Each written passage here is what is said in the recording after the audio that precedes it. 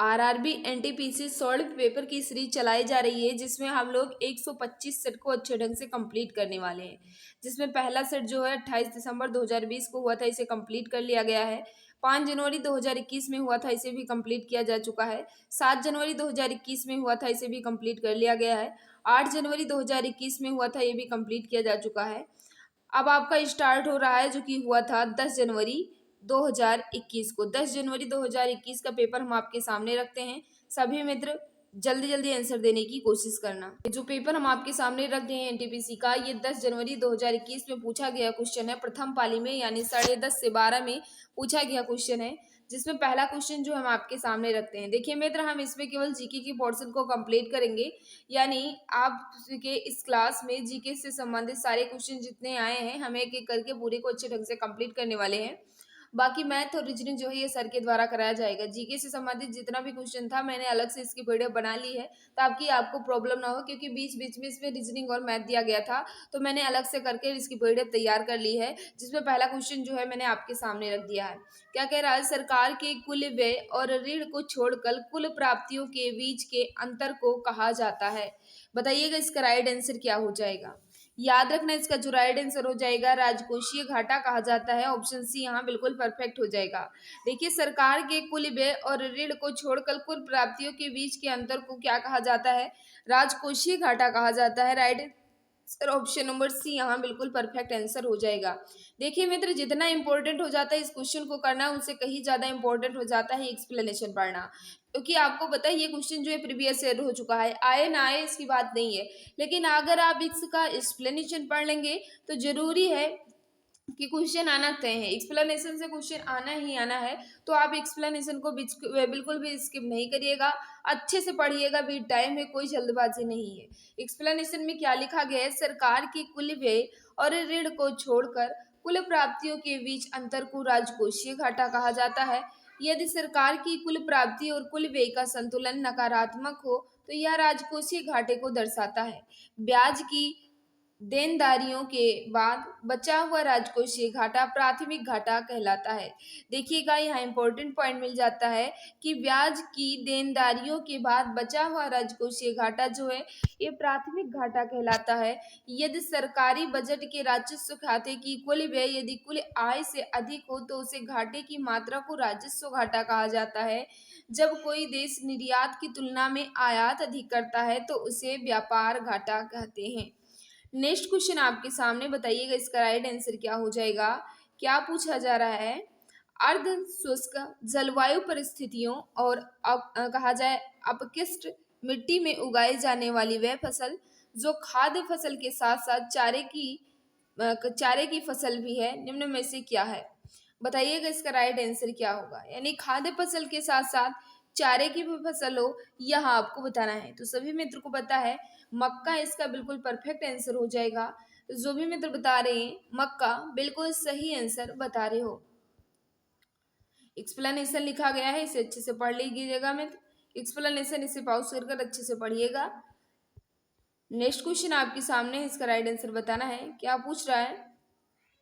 भारत में 1972 में अपना परिचालन आरंभ करने वाले बोकारो स्टील प्लांट की स्थापना किस देश की सहायता से की थी? यहाँ लिखा गया है कि भारत 1972 में अपना परिचालन आरंभ करने वाले बोकारो स्टील प्लांट की स्थापना जो है ये किस देश की सहायता से की थी? ऑप्शन आपके सामने है, बताइएगा इसका राइट आंसर क्या हो जाएगा। तो जो भी भाई बहन हमारे बता रहे हैं बिल्कुल सही बता रहे हो, यूएसएसआर राइट आंसर हो जाएगा। यूएसएसआर बिल्कुल परफेक्ट आंसर हो जाएगा। पढ़िएगा इंपॉर्टेंट पॉइंट क्या लिखा गया है। बोकारो स्टील प्लांट भारत के सार्वजनिक क्षेत्र का इस्पात संयंत्र है जो सोवियत संघ यानी यूएसएसआर के सहयोग से बना था। यह झारखंड के बोकारो में स्थित है। इसे भारत के प्रथम स्वदेशी इस्पात संयंत्र के रूप में जाना जाता है। इसका परिचालन 2 अक्टूबर 1972 को आरंभ हुआ था। इसे भारत सरकार ने steel authority of India limited यानी सेल के साथ मिला दिया गया है। दुर्गापुर संयंत्र कहा जाए, दुर्गापुर इस्पात संयंत्र की स्थापना जो है ये ग्रेट ब्रिटेन के सहयोग से की गई। देखिएगा, यहाँ पूछा गया था बोकारो स्टील प्लांट की सहायता बोकारो स्टील प्लांट जो है ये किसकी सहायता से किया गया था, तो सोवियत संघ की सहायता से। लेकिन यहाँ पूछा जा रहा है, यानी यहाँ कहा जा रहा है कि दुर्गापुर इस्पात संयंत्र की स्थापना जो है ये ग्रेट ब्रिटेन के सहयोग से की गई थी। यह आपको याद रखना है मित्र। नेक्स्ट क्वेश्चन आपके सामने है, बताइएगा इसका राइट आंसर क्या हो जाएगा। न्यूयॉर्क के आइकॉनिक मेडिसन स्क्वेयर गार्डन में कुश्ती करने वाले प्रथम भारतीय पहलवान कौन बनी या बने, बताइएगा इसका राइट आंसर क्या हो जाएगा। तो याद रखना इसका जो राइट आंसर हो जाएगा बजरंग पुनिया। बिल्कुल सही बता रहे हो, ऑप्शन नंबर बी यहाँ बिल्कुल परफेक्ट हो जाएगा। जो भी मित्र बता रही बजरंग पुनिया बिल्कुल सही आंसर बता रहे हो। भारत के बजरंग पुनिया पहले भारतीय पहलवान हैं जो न्यूयॉर्क के आइकॉनिक मेडिसन स्क्वेयर गार्डन में मई 2019 में पहले कुश्ती लड़े। इस मुकाबले को गेपल at the garden beat the स्टट्स नाम दिया गया है। नेक्स्ट क्वेश्चन आपके सामने, बताइएगा इसका राइट आंसर क्या हो जाएगा। क्षेत्रीय हवाई संपर्क को सस्ता और सुविधाजनक बनाने के लिए संचालित योजना का नाम क्या है। क्षेत्रीय हवाई संपर्क को सस्ता एवं सुविधाजनक बनाने के लिए संचालित योजना का क्या नाम है, यह आपको बताना है। याद रखना इसका जो राइट आंसर हो जाएगा उड़ान। बिल्कुल सही बता रहे हो, जो भी मित्र बता रहे हैं उड़ान बिल्कुल परफेक्ट आंसर हो जाएगा। ऑप्शन नंबर सी वाले हमारे सभी मित्र बिल्कुल सही हो जाएंगे। पढ़िएगा, कुछ इंपॉर्टेंट पॉइंट लिखा गया है। प्रधानमंत्री नरेंद्र मोदी ने 27 अप्रैल 2017 को उड़ान का योजना का मतलब क्या है, उड़े देश का आम नागरिक की शुरुआत की थी, जिसका उद्देश्य देश के आम नागरिकों को हवाई सफर की सुविधा देना है। इसके तहत विमान की आधी सीटों पर प्रति घंटे एवं कहा जाए 500 किलोमीटर की यात्रा उड़ान की अधिकतम कहा जाए कितना किराया वसूल करेगी, 2500 किराया वसूल किया जाएगा। एवं इससे एयरलाइनों को होने वाले नुकसान की भरपाई जो है ये कौन करेगी, सरकार करेगी। नेक्स्ट क्वेश्चन आपके सामने है, क्या पूछा जा रहा है, नीति आयोग के पहले अध्यक्ष कौन थे। तो इसे क्वेश्चन को तो बच्चा बच्चा जानता होगा, इतना इजी क्वेश्चन है कि नीति आयोग के पहले अध्यक्ष जो थे ये कौन थे। तो याद रखना माननीय नरेंद्र मोदी। ऑप्शन नंबर क्या हो जाएगा, डी यहाँ बिल्कुल परफेक्ट हो जाएगा। नीति आयोग के पहले अध्यक्ष जो है ये नरेंद्र मोदी हैं। पढ़िएगा इंपॉर्टेंट पॉइंट क्या लिखा गया है कि नीति आयोग यानी राष्ट्रीय भारत परिवर्तन संस्थान का गठन 1 जनवरी 2015 को मंत्रिमंडल के एक प्रस्ताव के तहत योजना आयोग के स्थान पर किया गया। प्रधानमंत्री की अध्यक्षता वाला यह आयोग सरकार के थिंक टैंक के रूप में कार्य करता है। प्रधानमंत्री नरेंद्र मोदी नीति आयोग के पहले अध्यक्ष थे तथा अरविंद पनगड़िया नीति आयोग के प्रथम उपाध्यक्ष थे। वर्तमान में नीति आयोग के सीईओ जो है ये अमिताभ कांत हो जाएंगे।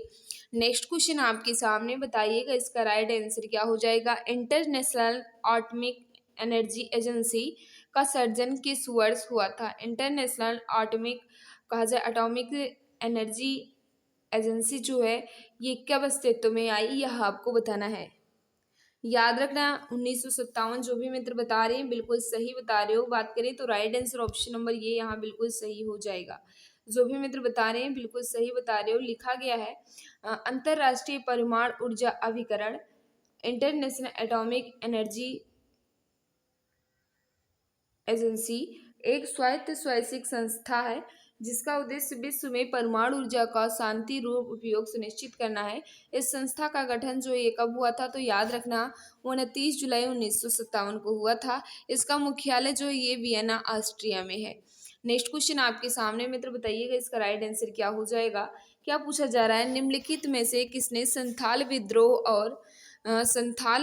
और 1857 के विद्रोह के दौरान अंग्रेजों की सहायता की थी। काफ़ी ज़्यादा इम्पोर्टेंट क्वेश्चन है कि कौन सा ऐसा व्यक्ति था जिसने संथाल विद्रोह और 1857 की क्रांति के समय अंग्रेजों की सहायता की थी, यह आपको बताना है। याद रखना इसका जो राइट आंसर हो जाएगा महाराज हेबताब चंद्र। राइट आंसर हो जाएगा महाराज हेबताब चंद्र। ऑप्शन नंबर क्या होगा, डी यहाँ बिल्कुल परफेक्ट आंसर हो जाएगा। मेहताब चंद्र के बारे में पढ़िएगा। महाराज हेताब चंद्र 1820 से 1879 वर्धमान के राजा थे। महाराज मेहताब चंद्र ने संदाल विद्रोह के और 1857 में विद्रोह के दौरान अंग्रेजों की सहायता की थी। इसके लिए उन्हें 1868 में एक कोर्ट ऑफ आर्म्स और 1877 में 33 तोपों की व्यक्तिगत सलामी के अधिकार से पुरस्कृत किया गया था। किस लिए किया गया था? क्योंकि इन्होंने अंग्रेजों की मदद की थी संथाल विद्रोह में और 1857 की क्रांति में। इसलिए अंग्रेजों ने 1868 में इन्हें कहा जाए कोर्ट ऑफ आर्म्स दिया और 1877 में 33 तोपों की व्यक्तिगत सलामी के लिए पुरस्कृत कर दिया। नेक्स्ट क्वेश्चन आपके सामने है, अंतरिक्ष अनुसंधान के लिए भारतीय राष्ट्रीय समिति का गठन कब किया गया था? अंतरिक्ष अनुसंधान के लिए भारतीय राष्ट्रीय समिति का गठन कब किया गया था, यह आपको बताना है। याद रखना है, इसका जो राइट आंसर हो जाएगा 1962। जो भी मित्र हमारे बता रहे हो 1962 बिल्कुल परफेक्ट आंसर बता रहे हो। पढ़िएगा, कुछ इंपॉर्टेंट पॉइंट लिखा गया है भाई। अंतरिक्ष अनुसंधान के लिए भारतीय राष्ट्रीय अंतरिक्ष अनुसंधान समिति का गठन वर्ष 1962 में किया गया था। भारतीय अंतरिक्ष अनुसंधान संगठन यानी इसरो की स्थापना जो है ये 15 अगस्त 1969 में हुई थी, जिसका मुख्यालय बेंगलुरु में है। इसके वर्तमान में इसरो के नए निदेशक जो है ये के शिवन है। तो राइट आंसर क्या हो जाएगा? जो भी मित्र बता रहे थे कि 1962 में, बिल्कुल सही बता रहे हो। ये भी पूछा जा सकता है कि इसरो की स्थापना कब हुई थी, तो याद रखना 15 अगस्त 1969 को इसरो की स्थापना हुई। इसका मुख्यालय जो है ये बेंगलुरु में है। नेक्स्ट क्वेश्चन आपके सामने, बताइएगा भाई इसका राइट आंसर क्या हो जाएगा? लोकप्रिय काल्पनिक उपन्यास चंद्रकांता की रचना किसने की थी? चंद्रकांता की रचना जो है ये किसने की थी, यह आपको बताना है। याद रखना, चंद्रकांता के लेखक जो हैं ये देवकी नंदन खत्री हो जाएंगे। बात करें तो right answer option number C यहाँ बिल्कुल सही हो जाएगा। पढ़िएगा, कुछ इंपॉर्टेंट पॉइंट लिखा गया है कि लोकप्रिय काल्पनिक उपन्यास चंद्रकांता की रचना देवकी नंदन खत्री ने की थी। इसका प्रकाशन 1888 में देवकी नंदन खत्री का प्रथम उपन्यास था। यह एक प्रेम कथा पर आधारित उपन्यास है। बाकी लहर कहा जाए, आंसू, लहर, कामायनी, कंकाल, तितली, ये सब किसकी हैं? जयशंकर प्रसाद की हैं। साकेत, यशोधरा, भारत भारती, द्वापर, ये सब किसकी हैं? ये सब मैथिली शरण गुप्त जी की रचनाएं हो जाएंगी। नेक्स्ट क्वेश्चन आपके सामने मित्र, बताइएगा इसका राइट आंसर क्या हो जाएगा। सभी मित्र आंसर देने की कोशिश करना। निम्नलिखित में से किस राष्ट्र ने इको फ्रेंडली रॉकेट अंगारा विकसित किया? इको फ्रेंडली रॉकेट अंगारा जो है ये किसने विकसित किया, यह आपको बताना है। बताइएगा इसका राइट आंसर क्या हो जाएगा। तो जो भी मित्र हमारे बता रहे हैं रूस, बिल्कुल सही बता रहे हो। ऑप्शन नंबर ये वाले हमारे सभी मित्र बिल्कुल सही बता रहे हैं। पढ़िएगा, कुछ इंपॉर्टेंट पॉइंट, फिलहाल उस समय का ये करंट अफेयर था लेकिन पढ़ लीजिएगा। अंगारा रूस द्वारा विकसित एक इको फ्रेंडली रॉकेट है जिसे दिसंबर 2020 में रूस के प्लेस्टस्क कॉस्मोडोम से लॉन्च किया गया। अंगारा रॉकेट की एक महत्वपूर्ण विशेषता है कि ये विषाक्त प्राणोदक का प्रयोग नहीं करता, जिससे इस रॉकेट से पर्यावरण को ज़्यादा नुकसान नहीं होगा। इस रॉकेट का विकास जो है ये कुछ Khrunichev State Research and Production Space Center द्वारा किया गया। यह रॉकेट 3800 से दो कहा जाए 24,500 किलोग्राम के उपग्रह को निम्न पृथ्वी कक्षा में स्थापित करेगा। नेक्स्ट क्वेश्चन आपके सामने, इसका राइट आंसर बताइएगा। क्या पूछा जा रहा है क्वेश्चन, पहले पढ़िएगा। नवंबर 1944 में सांप्रदायिक समस्याओं पर महात्मा गांधी और जिन्ना चर्चा में विफल होने के बाद एक न्यायिक ढांचे में सांप्रदायिक समस्या की जांच करने के लिए गैर पक्षीय सम्मेलन की स्थायी समिति द्वारा कौन सी समिति नियुक्त की गई थी? बताइएगा, ऑप्शन आपके सामने है। तो याद रखना, इसका जो राइट आंसर हो जाएगा सप्रू समिति, ऑप्शन नंबर क्या होगा, ये यहाँ बिल्कुल परफेक्ट होगा। जो भी मित्र बता रहे हैं ये ऑप्शन बिल्कुल सही बता रहे हो। कुछ इंपॉर्टेंट पॉइंट लिखा गया है, बढ़िएगा। क्या कह रहे हैं? नवंबर 1944 में सांप्रदायिक समस्याओं पर गांधी जिन्ना चर्चा विफल होने के बाद सांप्रदायिक समस्या की जांच करने के लिए तेज बहादुर ब्रो की अध्यक्षता में एक समिति का गठन किया गया जिसमें 30 सदस्य थे। समिति की रिपोर्ट 1945 में प्रकाशित हुई जिसे भारत के संवैधानिक विकास कहा जाए। संवैधानिक भविष्य के विभिन्न पहलुओं पर विस्तृत चर्चा की गई। रिपोर्ट में पाकिस्तान के लिए मुस्लिम लीग की मांग की खारिज कर दिया गया तथा रिपोर्ट में संविधान बनाने वाली संस्था के गठन का सुझाव दिया गया जो भारत के लिए एक नए संविधान के रूप रेखा तैयार करेगी जिसमें मुस्लिम और हिंदुओं का प्रतिनिधित्व समान होगा। नेक्स्ट क्वेश्चन आपके सामने, इसका राइट आंसर बताइएगा। क्या पूछा जा रहा है? कंप्यूटर से संबंधित से वह कहा जाए वह पोर्ट जो डिजिटल उपकरणों में से डेटा हस्तांतरण के लिए एक प्रोटोकॉल है किस रूप में जाना जाता है, यह आपको बताना है। बताइएगा इसका राइट आंसर क्या हो जाएगा। Question number 26, USB port. जो भी मित्र बता रहे हैं यूएसबी पोर्ट बिल्कुल सही बता रहे हो। ऑप्शन नंबर बी यहाँ बिल्कुल सही आंसर हो जाएगा। जो भी मित्र बता रहे हैं भी आंसर बिल्कुल सही होगा। नेक्स्ट क्वेश्चन आपके सामने, इसका राइट आंसर बताइएगा। क्या पूछा जा रहा है? इकोनॉमी ऑफ परमानेंस के लेखक कौन है?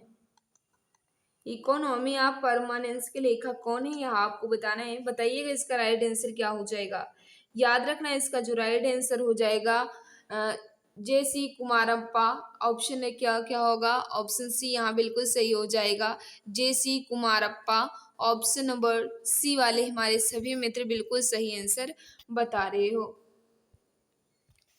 नेक्स्ट क्वेश्चन आपके सामने, इसका राइट आंसर बताइएगा। क्या पूछा जा रहा है? द्वितीय पंचवर्षीय योजना की रूपरेखा किसने तैयार की थी? द्वितीय पंचवर्षीय योजना की रूपरेखा जो है ये किसने तैयार की थी, यह आपको बताना है। याद रखना इसका जो राइट आंसर हो जाएगा पीसी महालनोबिस। बिल्कुल सही बता रहे हो। द्वितीय पंचवर्षीय योजना के रूपरेखा जो है ये पीसी महालनोबिस ने तैयार किया था। ऑप्शन बी यहाँ बिल्कुल सही हो जाएगा। कुछ इंपॉर्टेंट पॉइंट लिखा गया, इसे भी पढ़िएगा। द्वितीय पंचवर्षीय योजना कब से कब तक चली? तो 56 से 61 के बीच चली। ये योजना जो है किसके मॉडल पर आधारित थी? तो तुपीसी महालनोबिस मॉडल पर आधारित थी। महालनोबिस योजना एक आर्थिक विकास मॉडल योजना थी। इस योजना का मुख्य उद्देश्य समाजवादी समाज की स्थापना करना था। इस योजना में देश के जीवन स्तर को ऊंचा उठाने के लिए 5 वर्षों में राष्ट्रीय आय को 25% वृद्धि करने का लक्ष्य निर्धारित किया गया था। जल विद्युत ऊर्जा कार्यक्रम तथा ऊर्जा कहा जाए दुर्गापुर, भिलाई और राउरकेला इस्पात कारखाने इस योजना के दौरान जो है ये स्थापित किए गए थे। नेक्स्ट क्वेश्चन आपके सामने मित्र, इसका राइट आंसर बताइएगा। क्या पूछा जा रहा है? पृथ्वी शिखर सम्मेलन के रूप में किसे जाना जाता है? पृथ्वी शिखर सम्मेलन के रूप में किसे जाना जाता है, यह आपको बताना है। बताइएगा इसका राइट आंसर क्या हो जाएगा। तो याद रखना इसका जो राइट आंसर होगा रियो शिखर सम्मेलन को पृथ्वी सम्मेलन के शिखर सम्मेलन के रूप में जाना जाता है। तो रियो शिखर सम्मेलन इसका बिल्कुल सही आंसर हो जाएगा। ऑप्शन नंबर डी वाले सभी मित्र हमारे बिल्कुल सही होंगे। पढ़िएगा, कुछ इंपॉर्टेंट पॉइंट लिखा गया है। क्या लिखा गया है? पर्यावरण और विकास पर संयुक्त राष्ट्र सम्मेलन जिसे रियो शिखर सम्मेलन या रियो सम्मेलन पृथ्वी शिखर सम्मेलन के रूप में जाना जाता है। यह 3 से 14 जून 1992 को ब्राजील के रियो डियो जेनेरियो में आयोजित किया गया था जिसमें 172 देशों ने प्रतिभाग किया था। ब्राजील में 1972 में हुए रियो पृथ्वी सम्मेलन में पर्यावरण की रक्षा के लिए एक संधि पर सहमति बनी जिसे United nation framework convention of on climate change कहते हैं। नेक्स्ट क्वेश्चन आपके सामने है। फिलहाल उस समय का करंट अफेयर है, फिर भी बताइएगा इसका राइट आंसर क्या होगा। निम्नलिखित में से किसको 2019 में क्रोएशिया के सर्वोच्च नागरिक पुरस्कार से सम्मानित किया गया? 2019 में क्रोएशिया के सर्वोच्च सम्मान से किसे सम्मानित किया गया था? तो याद रखना इसका जो राइट आंसर हो जाएगा रामनाथ कोविंद जो कि राष्ट्रपति थे। ऑप्शन क्या हो जाएगा? ऑप्शन नंबर ये। जो भी मित्र हमारे बता रहे हैं बिल्कुल सही बता रहे हो। और याद रखना क्रोएशिया के सम्मान से सम्मानित होने वाले ये पहले व्यक्ति थे भारत के। नेक्स्ट क्वेश्चन आपके सामने है, इसका राइट आंसर बताइएगा। क्या पूछा जा रहा है? ईस्ट इंडिया कंपनी द्वारा किस वर्ष में अस्थायी बंदोबस्त को अमल में लाया गया था? ईस्ट इंडिया कंपनी द्वारा किस वर्ष में अस्थायी बंदोबस्त को अमल में लाया गया था, यह आपको बताना है। याद रखना इसका जो राइट आंसर हो जाएगा 1793। जो भी मित्र बता रहे हैं ऑप्शन नंबर बी बिल्कुल सही आंसर बता रहे हो। पढ़िएगा, कुछ इंपॉर्टेंट पॉइंट लिखा गया है। क्या लिखा गया है? अस्थाई बंदोबस्त अथवा स्तंभरारी बंदोबस्त ईस्ट इंडिया कंपनी और बंगाल के जमींदारों के बीच कर वसूलने से संबंधित एक अस्थायी व्यवस्था हेतु सहमति समझौता था, जिसे बंगाल में लॉर्ड कॉर्नवालिस द्वारा 22 मार्च 1973 में लागू किया गया। इसके द्वारा बंगाल और बिहार की भूमि में वसूलने की जिम्मेदारी प्रथा को लागू कर दिया गया। वसूलने की जिम्मेदारी प्रथा को लागू कर दिया गया। नेक्स्ट क्वेश्चन आपके सामने, इसका राइट आंसर बताइएगा। सीसा और टीन की मिश्रित धातु को कहते हैं। सीसा और टीन मिलाकर क्या बनता है, यह आपको बताना है। बताइएगा मित्र, इसका राइट आंसर क्या होगा।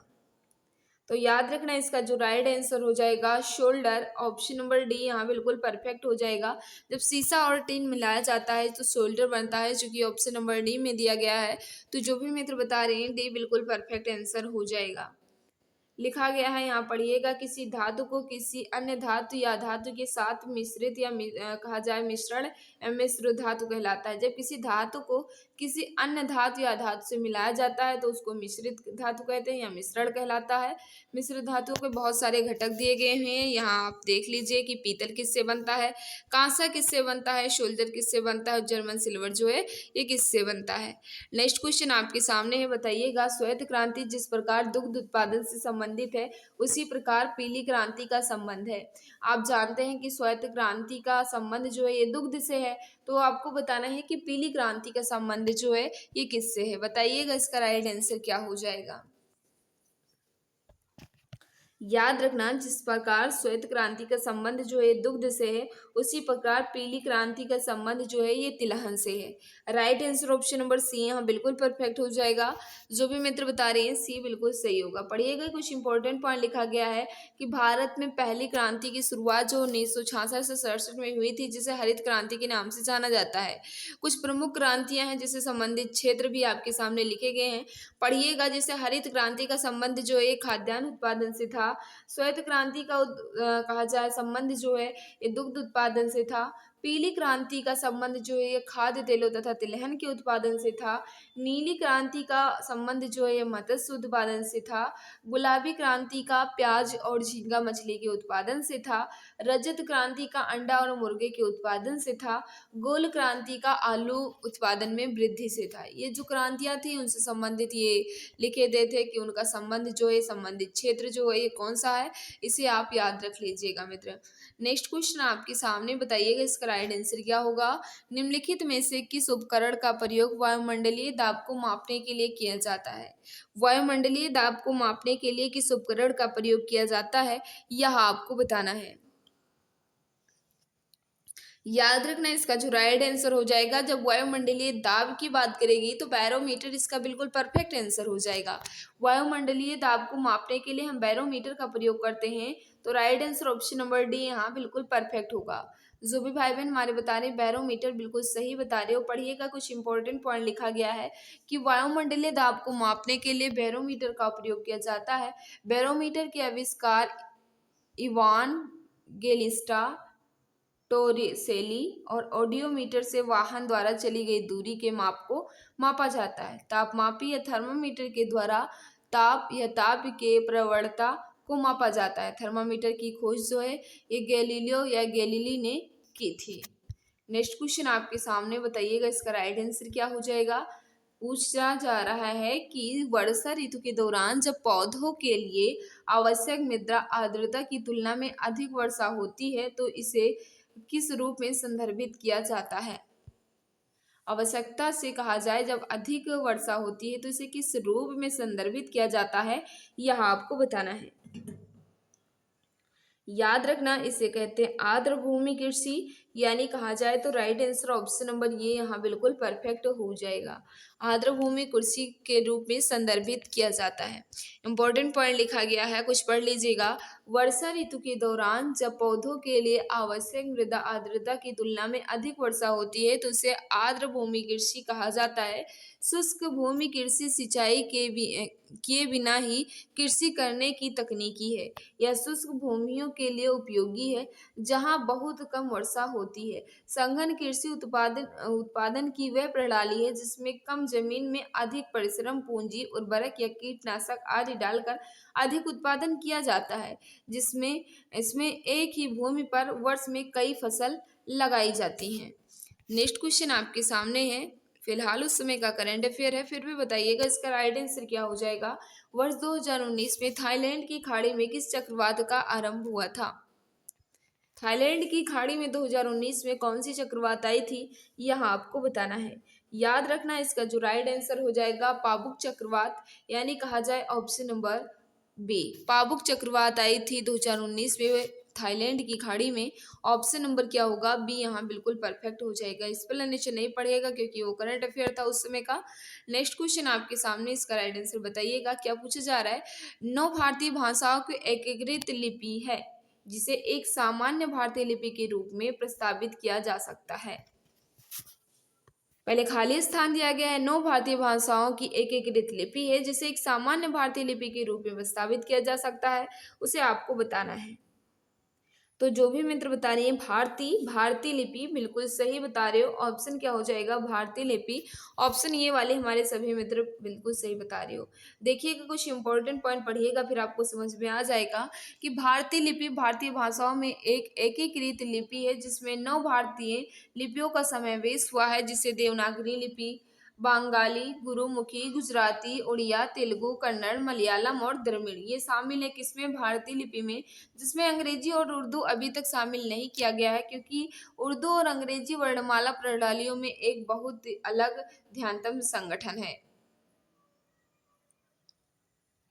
कहा जाए इसमें इसलिए शामिल नहीं किया गया है मित्र उर्दू और अंग्रेजी को, क्योंकि इनकी वर्णमाला प्रणालियों में एक बहुत ही अलग ध्यानात्मक संगठन है, इसलिए इन्हें नहीं शामिल किया गया है। 9 लिपियों को शामिल किया गया है भारतीय लिपि में। नेक्स्ट क्वेश्चन आपके सामने है, कामाख्या मंदिर किस राज्य में स्थित है। कामाख्या मंदिर जो है ये किस राज्य में स्थित है, यह आपको बताना है। याद रखना इसका जो राइट आंसर हो जाएगा असम में है। कामाख्या मंदिर जो है ये असम में है। ऑप्शन नंबर सी यहाँ बिल्कुल परफेक्ट आंसर हो जाएगा। पढ़िएगा कुछ इंपॉर्टेंट पॉइंट लिखा गया है कि कामाख्या मंदिर असम की राजधानी दिसपुर के पास गुवाहाटी से 8 किलोमीटर दूर कामाख्या में है। यह मंदिर शक्ति की देवी सती का मंदिर है जो एक पहाड़ी नीलांचल पहाड़ी पर बसा है। प्राचीन काल से सतयुगीन तीर्थ कामाख्या मंदिर कहा जाए। कामाख्या वर्तमान में तंत्र सिद्धि का सर्वोच्च स्थल है। प्रत्येक वर्ष कामाख्या मंदिर में अम्बुबाची मेला का आयोजन किया जाता है। नेक्स्ट क्वेश्चन आपके सामने है, मुगल कालीन प्रसिद्ध गायक तानसेन किस भारतीय संगीत शैली से संबंध रखते थे। मुगल कालीन प्रसिद्ध गायक तानसेन जो है ये किस भारतीय संगीत शैली से संबंध रखते थे, यह आपको बताना है। याद रखना इसका जो राइट आंसर हो जाएगा ध्रुवपद बिल्कुल सही होगा। ध्रुवपद गायन शैली से संबंधित थे कौन, तानसेन। ऑप्शन क्या होगा, ये यहाँ बिल्कुल परफेक्ट आंसर हो जाएगा। पढ़िएगा कुछ इंपॉर्टेंट पॉइंट लिखा गया है तानसेन के बारे में। क्या लिखा गया है कि तानसेन का जन्म जो है ये ग्वालियर यानी मध्य प्रदेश में हुआ था। इनका मूल नाम जो है ये रामतनु था। तानसेन भारत के प्रसिद्ध एवं महान संगीतकार थे जिन्होंने शास्त्रीय संगीत के विकास में अपना महत्वपूर्ण योगदान दिया। तानसेन भारतीय संगीत शैली में ध्रुपद से संबंधित थे। इन्होंने स्वामी हरिदास से ध्रुपद शैली की शिक्षा ग्रहण की थी। तानसेन मुगल सम्राट अकबर के नवरत्नों में से एक थे। मियाँ की टोटी, मियाँ की मल्लार आदि रागों की रचना तानसेन ने की थी। अकबर ने तानसेन को मियाँ का शीर्षक दिया था। नेक्स्ट क्वेश्चन आपके सामने है, इसका राइट आंसर बताइएगा। क्या पूछा जा रहा है, सभी मित्र सोच समझकर आंसर देने की कोशिश करें। क्लब ऑफ रोम के द्वारा द लिटमस टू ग्रोथ का प्रकाशन कब किया गया था। इसका जो राइट आंसर हो जाएगा 1972, इसका बिल्कुल परफेक्ट आंसर होगा। जो भी मित्र बता रहे हो 1972 बिल्कुल सही आंसर बता रहे हो। कुछ इंपॉर्टेंट पॉइंट पढ़िएगा। क्या कह रहा, द लिटमस टू ग्रोथ यानी समृद्धि की सीमाएं क्लब ऑफ रोम द्वारा प्रस्तुत एक फोक्स वेगन फाउंडेशन द्वारा वित्त पोषित एक रिपोर्ट है जिसमें पृथ्वी के सीमित संसाधनों एवं चर्चघातीय दर से बढ़ती जनसंख्या और आर्थिक क्रियाओं के आपसी संबंधों को कंप्यूटर मॉडल द्वारा प्रोजेक्ट करने की कोशिश की गई है, जिसका प्रकाशन जो 1972 में किया गया। नेक्स्ट क्वेश्चन आपके सामने, बताइएगा इसका राइट आंसर क्या हो जाएगा। भूमि का वह भौतिक विस्तार जिस पर फसलें बोई और काटी जाती हैं उसे निम्नलिखित में से किस नाम से जाना जाता है। यानी बताना है भूमि का वह विस्तार जिस पर फसलें जो हैं ये बोई जाती हैं और काटी जाती हैं उसे क्या नाम दिया जाता है, यह आपको बताना है। याद रखना, उसे कहते हैं कुल बीजारोपित भूमि, यानी कहा जाए तो ऑप्शन सी यहाँ बिल्कुल परफेक्ट हो जाएगा। जो भी मित्र बता रहे हैं कुल बीजारोपित भूमि, बिल्कुल सही बता रहे हो। मित्र जिस भाई बहन ने क्लास को अभी लाइक नहीं किया है हम आपसे रिक्वेस्ट कर रहे हैं, क्लास आपको अच्छी लग रही है तो प्लीज़ क्लास को लाइक कर दो। और जो भी प्यारे भाई बहन, जो भी मित्र हमारे साथ नए हैं, वे चैनल को सब्सक्राइब कर बेल आइकन को प्रेस कर लें ताकि क्लास की नोटिफिकेशन जो है आपको टाइम टू टाइम मिलती रहे। क्या पूछा जा रहा है, पहले पढ़िएगा इसका एक्सप्लेनेशन। भूगोल तथा कृषि के संदर्भ में जिस भूमि पर फसलें बोई या काटी जाती हैं जिसका उपयोग फसल उत्पादन के लिए किया जाता है उसे कृषि भूमि या कुल बीजारोपित भूमि के नाम से जाना जाता है। ऊसर तथा बंजर भूमि वह भूमि होती है जिसमें लवणों की अधिकता होती है तथा इस प्रकार की भूमि में कुछ नहीं अथवा बहुत कम उत्पादन होता है। पड़ती भूमि पर वह भूमि होती है, सारी भूमि के बारे में बताया गया है, पढ़िएगा। पड़ती भूमि वह भूमि होती है जिसमें पहले कृषि की जाती थी परंतु अब इस भूमि पर कृषि नहीं की जाती, जबकि वर्तमान पड़ती भूमि वह भूमि होती है जिसमें पहले कृषि की जाती थी परंतु उपजाऊ शक्ति कम होने से इसे वर्तमान समय में खाली छोड़ दिया गया है। यानी पड़ती भूमि उसे कहते हैं जो पहले तो होती थी कृषि लेकिन इस समय उसे छोड़ दिया गया है, खाली कर दिया गया है, यानी कोई फसल नहीं लगी है। नेक्स्ट क्वेश्चन आपके सामने है, नाइट्रोजन यौगिकीकरण के माध्यम से मृदा की प्राकृतिक उर्वरता बढ़ाने वाली फसलें क्या कहलाती हैं। बताइएगा इसका राइट आंसर क्या हो जाएगा। तो याद रखना है इसका जो राइट आंसर हो जाएगा फलीदार फसलें, यानी कहा जाए फलीदार फसलें कहा जाता है। नाइट्रोजन एकीकरण के माध्यम से मृदा की प्राकृतिक उर्वरता बढ़ाने वाली फसलों को फलीदार फसलें कहा जाता है। ऑप्शन नंबर बी यहाँ बिल्कुल सही आंसर हो जाएगा, वही फलीदार फसलें के बारे में लिखा गया है। नेक्स्ट क्वेश्चन आपके सामने, इसका राइट आंसर बताना है। खाद्य पदार्थ वस्तु जैसे उत्पादन एवं मनोरंजन जैसे सेवाओं को उनके अंतिम उपभोक्ताओं द्वारा खरीदे जाने पर फिर खाली स्थान दिया गया है कहा जाता है। बताइएगा इसका राइट आंसर क्या हो जाएगा। याद रखना इसका जो राइट आंसर हो जाएगा उपभोग वस्तुएं, ऑप्शन क्या होगा सी यहाँ बिल्कुल परफेक्ट आंसर हो जाएगा। याद रखना खाद्य पदार्थ वस्तु जैसे उत्पादन एवं मनोरंजन जैसे सेवाओं को उनके अंतिम उपभोक्ताओं द्वारा खरीदे जाने पर उपभोग वस्तुएं कहा जाता है। ऑप्शन नंबर सी वाले हमारे सभी मित्र बिल्कुल सही आंसर बता रहे हैं।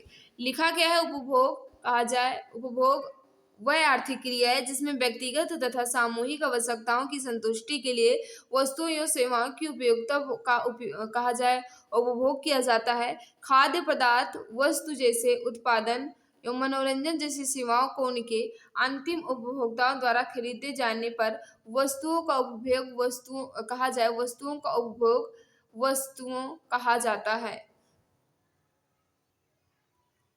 उपभोग वस्तुएं जिन्हें अंतिम वस्तुएं के रूप में भी जाना जाता है। नेक्स्ट क्वेश्चन आपके सामने, इसका राइट आंसर बताना है। 1972 का पूना पैक्ट समझौता महात्मा गांधी और इनमें से किन नेता के बीच हस्ताक्षरित हुआ था। यानी आपको बताना है जो पूना एक्ट समझौता हुआ था 1932 में, ये महात्मा गांधी और किन नेता के बीच में हस्ताक्षरित हुआ था, यह आपको बताना है। बताइएगा इसका राइट आंसर क्या हो जाएगा। तो इसका जो राइट आंसर हो जाएगा बी आर अम्बेडकर, बिल्कुल सही आंसर होगा। यानी बात करें तो right answer option number D यहाँ बिल्कुल सही आंसर हो जाएगा। पढ़िएगा मित्र कुछ इंपॉर्टेंट पॉइंट। पूना एक्ट यानी कहा जाए पूना समझौता डॉक्टर भीमराव अम्बेडकर तथा महात्मा गांधी के मध्य पुणे के यरवदा सेंट्रल जेल में 24 सितंबर 1932 को हुआ था। अंग्रेज सरकार ने इस समझौते को सांप्रदायिक अधिनिर्णय में संशोधन के रूप में अनुमति प्रदान की। इस समझौते में दलित वर्ग वर्ग के लिए पृथक निर्वाचन मंडल को त्याग दिया गया तथा दलित वर्ग के लिए आरक्षित सीटों की संख्या जो है प्रांतीय विधानमंडल में 71 से बढ़ाकर 148 कर दी गई और केंद्रीय विधायकों में कुल सीटों की 18% कर दी गई। कुल सीटों का 18% यानी 71 से बढ़ाकर 148 कर दी गई थी। नेक्स्ट क्वेश्चन आपके सामने है। देखिए मित्र, अब क्वेश्चन जो है हम फास्ट करने वाले हैं, सभी मित्र जल्दी जल्दी आंसर देने की कोशिश करना। प्रत्येक विक्र की बड़ी संख्या में निष्पादन इकाइयां होती हैं, उन्हें कहते हैं, क्या कहते हैं, ये आपको बताना है। तो उन्हें विक्राणु कहा जाता है, जो कि ऑप्शन नंबर सी में दिया गया है। तो जो भी मित्र बता रहे हैं सी बिल्कुल सही आंसर बता रहे हो। लिखा गया है मनुष्य एवं अन्य स्तनधारियों में कुछ उत्सर्जी अंक एक जोड़ा विक्र होता है जो रुधिर परिसंचरण में उत्सर्जित पदार्थ को हटाने साथ साथ रुधिर में लाभदायक तत्वों को बनाए रखने के लिए भली भांत अनुकूलित होता है। प्रत्येक विक्र में लगभग 1,30,000 सूक्ष्म नलिकाएं होती है जिन्हें विक्राणु या नेफ्रॉन कहते हैं। नेफ्रॉन विक्र की क्रियात्मक कहा जाए कार्यात्मक इकाई है। नेफ्रॉन को उत्सर्जन इकाई भी कहते हैं। नेफ्रॉन कहा जाए रुधिर में रासायनिक संगठन के वास्तविक नियंत्रण करता है। नेक्स्ट क्वेश्चन आपके सामने, इसका राइट आंसर बताइएगा। क्या पूछा जा रहा है, पेशी कोशिका में ऑक्सीजन की कमी होने पर पाइरूवेट विभाजित होकर में परिवर्तित हो जाता है, किसमें परिवर्तित हो जाता है यह आपको बताना है। बताइएगा इसका राइट आंसर क्या हो जाएगा। तो जो भी मित्र हमारे बता रहे हैं लैक्टिक एसिड और ऊर्जा में, बिल्कुल सही बता रहे हो, यानी बात करें तो ऑप्शन नंबर बी यहाँ बिल्कुल सही हो जाएगा, लैक्टिक एसिड एवं ऊर्जा में परिवर्तित हो जाता है। नेक्स्ट क्वेश्चन आपके सामने ये क्रिया लिखी गई है, इसे पढ़ लीजिएगा। इसकी पीडीएफ मित्र हमारे टेलीग्राम चैनल एग्जाम गुरुजी भाई अरविंद सर पर मिल जाएगी। पीडीएफ की चिंता आप बिल्कुल भी ना करें, पीडीएफ आपको मिल जाएगी। वर्ली लोक चित्रकारी किस राज्य का लोक कला का एक रूप है। वर्ली लोक चित्रकारी जो है ये किस राज्य का एक लोक कला है। बताइएगा इसका राइट आंसर क्या हो जाएगा। याद रखना इसका जो राइट आंसर हो जाएगा महाराष्ट्र। ऑप्शन नंबर क्या होगा, ये यहाँ बिल्कुल परफेक्ट होगा। जो भी भाई बहन हमारे बता रहे हैं महाराष्ट्र, वर्ली जो चित्रकला है ये कहाँ का है, महाराष्ट्र का, बिल्कुल सही बता रहे हो। देखिएगा कुछ इंपॉर्टेंट पॉइंट लिखा गया है कि वर्ली लोक चित्रकला एक प्राचीन भारतीय कला है जो महाराष्ट्र की जनजाति वर्ली द्वारा बनाई जाती है। यह कला वर्ली समुदाय के जीवन के मूल सिद्धांतों को प्रस्तुत करती है। इन चित्रों में मुख्यतः फसल पैदावार, ऋतु, शादी, जन्म एवं धार्मिकता को दर्शाया जाता है। नेक्स्ट क्वेश्चन आपके सामने मित्र, इसका राइट आंसर बताना है। 1972 में शिमला समझौता इंदिरा गांधी और किनके बीच हस्ताक्षरित किया गया था।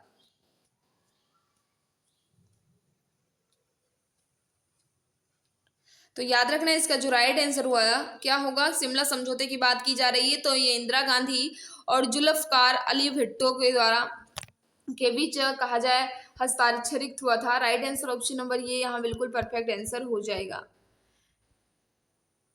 नेक्स्ट क्वेश्चन आपके सामने, इसका राइट आंसर बताइएगा। क्या पूछा जा रहा है, मानव शरीर की सबसे बड़ी धमनी कौन सी है। मानव शरीर की सबसे बड़ी धमनी जो है ये कौन सी है, यह आपको बताना है। याद रखना इसका जो राइट आंसर हो जाएगा महाधमनी, बिल्कुल सही बता रहे हो। मानव शरीर की सबसे बड़ी धमनी जो होती है ये महाधमनी होती है, जो कि ऑप्शन नंबर सी में दिया गया है। इंपॉर्टेंट पॉइंट पढ़िएगा, महाधमनी मानव शरीर की सबसे कहा जाए बड़ी तथा मुख्य धमनी होती है जो हृदय के बाएं नीले से आरंभ होती है तथा इसमें ऑक्सीजन युक्त रक्त हमारे शरीर कहा जाए पूरे शरीर में ऊतकों को ऑक्सीजन से का संचारण कराती है।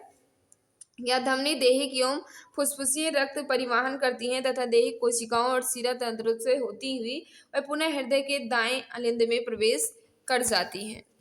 नेक्स्ट क्वेश्चन आपके सामने, इसका राइट आंसर बताना है। निम्नलिखित में से कौन सा कलपक्कम में परमाणु अनुसंधान हेतु स्थापित अनुसंधान रिएक्टर है। बताइएगा इसका राइट आंसर क्या हो जाएगा। तो जो भी मित्र हमारे बता रहे हैं कामिनी, बिल्कुल सही बता रहे हो। ऑप्शन क्या हो जाएगा, बी यहाँ बिल्कुल परफेक्ट होगा। जो भी मित्र बता रहे हैं कामिनी, बिल्कुल सही आंसर बता रहे हो। नेक्स्ट क्वेश्चन आपके सामने, इसका राइट आंसर बताना है। निम्न कहा जाए नीचे दिए गए 4 में से 3 राज्यों को भूजल एक उपयोग अत्यधिक है। निम्नलिखित में से कौन सा राज्य, अब यहाँ ऑप्शन दिया गया, कौन सा राज्य जहां भूजल का उपयोग अन्य तीनों राज्यों के सापेक्ष अधिक नहीं है। इसका जो राइट आंसर हो जाएगा, अधिक नहीं है की बात की रही है, लेकिन राजस्थान, हरियाणा और पंजाब जो हैं, लेकिन उड़ीसा नहीं है, तो यही इसका राइट आंसर हो जाएगा। ऑप्शन नंबर ये यहाँ बिल्कुल परफेक्ट होगा। जो भी मित्र बता रहे हैं ऑप्शन नंबर ये बिल्कुल परफेक्ट हो जाएगा। पढ़िएगा इसका इंपॉर्टेंट पॉइंट। भूजल वह जल होता है जो चट्टानों और मिट्टियों से रिस जाता है और भूमि के नीचे जमा हो जाता है। भूजल एक मीठे पानी के स्रोत के रूप में प्राकृतिक संसाधन है जिसमें भूजल या कहा जाए भूमि जल प्राप्ति के लिए कुआं और नलकूपों द्वारा पानी निकाला जाता है। भूजल दोहन का पता लगाने के लिए 2017 में भारत सरकार ने 17 राज्यों और केंद्र शासित प्रदेशों में सर्वेक्षण किया गया था, जिसमें यह बताया गया था कि सबसे ज्यादा भूजल का दोहन पंजाब में होता है। इसके बाद क्रमशः राजस्थान, दिल्ली, हरियाणा और हिमाचल प्रदेश में होता है। नेक्स्ट क्वेश्चन आपके सामने, इसका राइट आंसर बताइएगा। क्या पूछा जा रहा है, किसी वस्तु या सेवा के मूल्य पर सरकार द्वारा लगाई गई ऊपरी सीमा को क्या कहते हैं? बताइएगा इसका राइट आंसर क्या हो जाएगा। याद रखना, उसे कहते हैं अंतिम सीमा मुल्क। अंतिम सीमा मुल्क कहा जाता है। ऑप्शन सी यहाँ बिल्कुल परफेक्ट आंसर हो जाएगा। जो भी मित्र बता रहे हैं अंतिम सीमा मूल्य, बिल्कुल सही बता रहे हैं। अंतिम सीमा मूल्य सरकार या अन्य आधिकारिक संस्था द्वारा किसी माल या सेवा की कीमत पर एक अधिकतम कीमत स्थापित करना होता है जो उपभोक्ताओं के हितों की रक्षा करने के लिए लगाया जाता है। अक्सर यह अस्थायी रूप से बाजार में किसी चीज के मूल्य में अकारण वृद्धि होने या आपातकालीन स्थितियों में अस्थायी रूप से लगाई जाती है। नेक्स्ट क्वेश्चन आपके सामने है। अब आ चुका है आपका दूसरा सेट जो कि 10 को हुआ था। अभी मैं आपके सामने जो क्वेश्चन रख रही थी वो 10 जनवरी 2021 का था। अब आपके सामने आ चुका है 11 जनवरी 2021 का पेपर। तो सोच समझ आंसर देने की कोशिश करें और जल्दी जल्दी आंसर देने की कोशिश करें मित्र। क्या है? क्रियात्मक कविता माई मदर एट 66 किसने लिखा है? क्रियात्मक कहा जाए गीतात्मक कविता माई मदर एट 66 किसने लिखा है, यह आपको बताना है।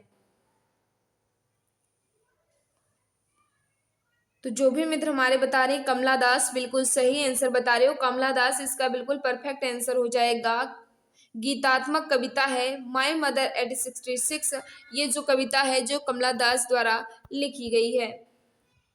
नेक्स्ट क्वेश्चन आपके सामने, इसका राइट आंसर बताना है। इनमें से किसे भारतीय सिनेमा के जनक के रूप में जाना जाता है?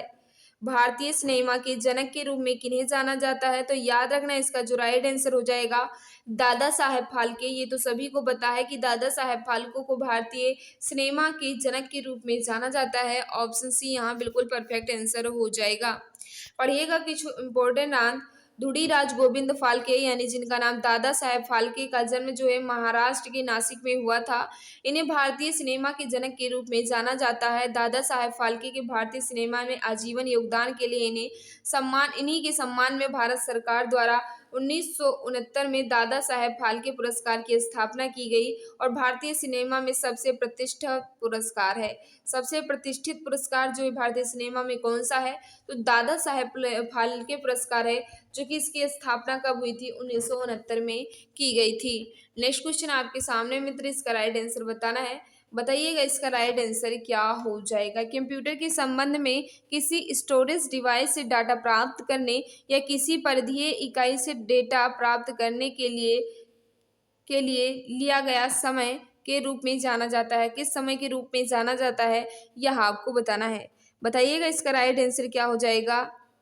तो उन्हें एक्सेस टाइम कहते हैं। क्या कहते हैं? एक्सेस टाइम कहा जाता है। बात करें तो ऑप्शन नंबर बी यहाँ बिल्कुल सही आंसर हो जाएगा। उन्हें कौन सी टाइम कहते हैं?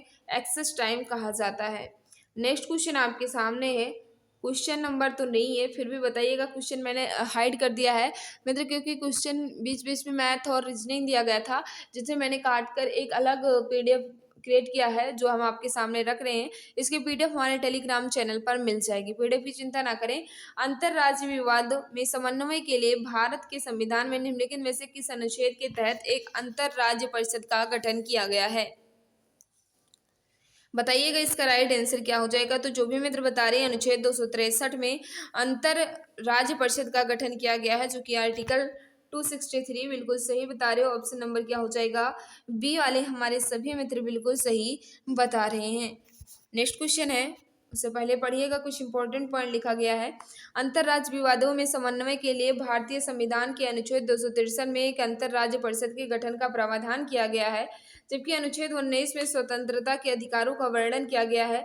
अनुच्छेद 352 में राष्ट्रीय आपात का उपबंध है। अनुच्छेद 356 में राज्यों में राष्ट्रपति शासन से संबंधित उपबंध किया गया है। नेक्स्ट क्वेश्चन आपके सामने है, सांची स्तूप शहर के पास स्थित है। सांची स्तूप जो है ये किस शहर के पास स्थित है, यह आपको बताना है। याद रखना, सांची स्तूप जो है ये भोपाल यानी मध्य प्रदेश के रायसेन जिले में स्थित है। तो कहा जाए तो भोपाल इसका बिल्कुल परफेक्ट आंसर हो जाएगा। किस शहर के पास स्थित है, किस शहर के निकट स्थित है, भोपाल इसका बिल्कुल परफेक्ट आंसर हो जाएगा। पढ़िएगा कुछ इंपॉर्टेंट पॉइंट। सांची मध्य प्रदेश राज्य के रायसेन जिले में स्थित एक छोटा सा गांव है। यह भोपाल से मात्र कहा जाए 46 किलोमीटर दूर पूर्वोत्तर में स्थित है। उल्लेखनीय है कि स्तूप संस्कृत भाषा का एक शब्द है जिसका अर्थ ढेर होता है। स्तूप एक गोल टीले जैसी संरचना है जिसका प्रयोग पवित्र बौद्ध अवशेषों में रखने के लिए किया जाता था। मौर्य सम्राट अशोक महान ने 3री शताब्दी ईसा पूर्व में सांची के महान स्तूप का निर्माण करवाया था। सांची स्तूप को वर्ष 1989 में कहा जाए विश्व धरोहर सूची में शामिल कर लिया गया। नेक्स्ट क्वेश्चन आपके सामने, इसका राइट आंसर बताइएगा। क्या पूछा जा रहा है, सोच समझकर आंसर देने की कोशिश करना। क्या पूछा जा रहा है, 1992 में ब्राजील में आयोजित हुए United nation conference on environment and development को किस नाम से जाना जाता था। बताइएगा राइट आंसर क्या हो जाएगा, जाना जाता है यह आपको बताना है। याद रखना, इसका जो राइट आंसर हो जाएगा पृथ्वी शिखर सम्मेलन, बिल्कुल परफेक्ट आंसर होना है। यानी बात करें तो ऑप्शन बी यहाँ बिल्कुल सही हो जाएगा। नेक्स्ट क्वेश्चन आपके सामने है मित्र, इसका राइट आंसर बताइएगा। देखिए मित्र, जल्दी जल्दी आंसर देने की कोशिश करें। कृषि और आपदा निगरानी के लिए भारतीय प्रौद्योगिकी संस्थान कानपुर द्वारा परिकल्पित और विकसित नैनो सैटेलाइट का नाम क्या था। इसका जो राइट आंसर हो जाएगा, जो भी मित्र हमारे बता रहे हैं, जुगनू, बिल्कुल सही बता रहे हो, बिल्कुल सही है, जुगनू इसका राइट आंसर हो जाएगा। जुगनू, जो भी मित्र बता रहे हैं बिल्कुल सही बता रहे हो। नेक्स्ट क्वेश्चन आपके सामने है, यूएन के 8वें महासचिव बान की मून मूलतः कहाँ के निवासी हैं। यूएन के 8वें सचिव जो हैं महासचिव, ये किस कहा जाए वान की मून मूलतः कहाँ के निवासी हैं। इसका जो राइट आंसर हो जाएगा, जो भी मित्र बता रहे हैं कि दक्षिण कोरिया के हैं, ये बिल्कुल सही बता रहे हो। वान की मून जो है ये कहाँ के हैं, ये दक्षिण कोरिया के हैं, जो कि यूएन के 8वें महासचिव थे। नेक्स्ट क्वेश्चन आपके सामने है, इसका राइट आंसर बताना है। इन्हीं के बारे में लिखा गया है। वर्तमान में कौन है, तो यहाँ देख ले लिया, एंटोनियो गुटेरेस जो है संयुक्त राष्ट्र के महासचिव हैं वर्तमान समय में। नेक्स्ट क्वेश्चन आपके सामने है, क्या लिखा गया, निम्नलिखित में से किसने टिप्पणी की थी कि दक्षिण अफ्रीका ने महात्मा गांधी को बनाया था। किसने कहा था कि दक्षिण अफ्रीका ने महात्मा गांधी को बनाया था। ऑप्शन आपके सामने है, बताइएगा इसका राइट आंसर क्या हो जाएगा। याद रखना, इसका जो राइट आंसर हो जाएगा चंदन देव सेन कहा जाए, चंदन देव नेशन। ऑप्शन नंबर क्या हो जाएगा, ऑप्शन नंबर बी, चंदन देवनेशन जो है ये कहा था कि दक्षिण अफ्रीका ने ही महात्मा को बनाया है।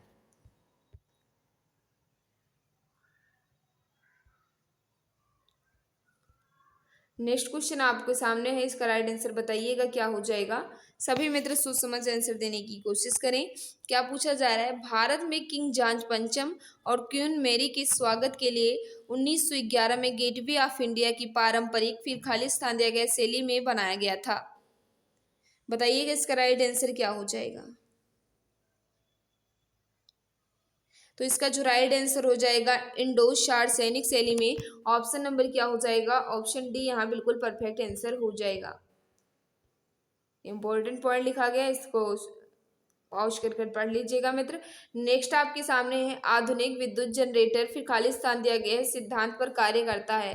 कहा जाए आधुनिक विद्युत जनरेटर जो है एक इस सिद्धांत पर कार्य करता है, यह आपको बताना है।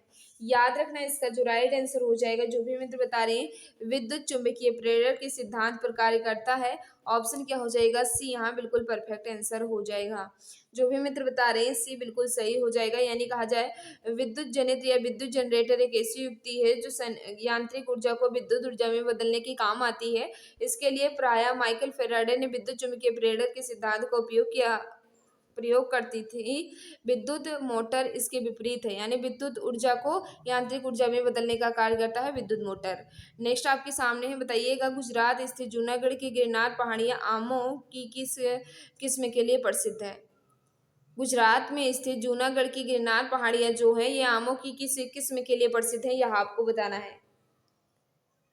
याद रखना है मित्र, इसका जो राइट आंसर हो जाएगा केसर आम। ऑप्शन नंबर क्या हो जाएगा, ये यहाँ बिल्कुल परफेक्ट होगा। जो भी मित्र बता रहे हैं केसर आम बिल्कुल सही बता रहे हो। पढ़िएगा इसका इंपॉर्टेंट पॉइंट।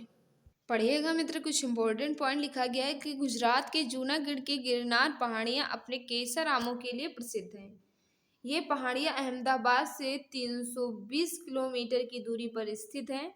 केसर आम निर्यात के मामले में भारत की दूसरी आम की किस्म है। अपने विशिष्ट मीठे स्वाद के लिए अत्यधिक प्रसिद्ध इस किस्म को आमों की रानी माना जाता है। उल्लेखनीय है कि उत्तर प्रदेश में उगाई जाने वाले दशहरी आम की किस्म के बाद केसर आम कहा जाए भारत में जीआई पंजीकरण प्राप्त करने वाली दूसरी किस्म हो जाएगी यह है। नेक्स्ट क्वेश्चन आपके सामने है, निम्नलिखित में से कौन सी ई शॉपिंग वेबसाइट नहीं है। ई शॉपिंग वेबसाइट नहीं है की बात कर रहा है, यह आपको बताना है। यानी किससे शॉपिंग नहीं हो सकती, यह आपको बताना है। याद रखना इसका जो राइट आंसर हो जाएगा ट्विटर से बिल्कुल नहीं हो सकती है, तो यही इसका राइट आंसर होगा, जाहिर सी बात है। ऑप्शन सी यहाँ बिल्कुल सही हो जाएगा। जो भी मित्र बता रहे हैं बिल्कुल सही बता रहे हो। यहाँ ट्विटर की स्थापना देख लीजिए कब हुई है, तो ट्विटर की स्थापना जो है 2006 में हुई है, ये भी आपको पता चल गया। नेक्स्ट क्वेश्चन आपके सामने है, बताइएगा गन्ने के पौधे फिर खाली स्थान दिया गया को रासायनिक ऊर्जा में बदलने वाले प्रभावी परिवर्तकों में से एक है, कौन है, यह आपको बताना है। याद रखना इसका जो राइट आंसर हो जाएगा सूर्य के प्रकाश। ऑप्शन क्या हो जाएगा, बी यहाँ बिल्कुल सही आंसर हो जाएगा। जो भी मित्र बता रहे हैं बी यानी सूर्य के प्रकाश। देखिएगा कुछ इंपॉर्टेंट पॉइंट, सजीव कोशिकाओं द्वारा प्रकाशीय ऊर्जा को रासायनिक ऊर्जा में परिवर्तित करने की प्रक्रिया प्रकाश संश्लेषण कहलाती है। गन्ने का पौधा सूर्य के प्रकाश को रासायनिक ऊर्जा में परिवर्तित करता है। प्रकाश संश्लेषण की प्रक्रिया में पौधे सूर्य के प्रकाश की उपस्थिति में जल और कार्बन डाइऑक्साइड के संयोग से कार्बोहाइड्रेट का निर्माण करते हैं।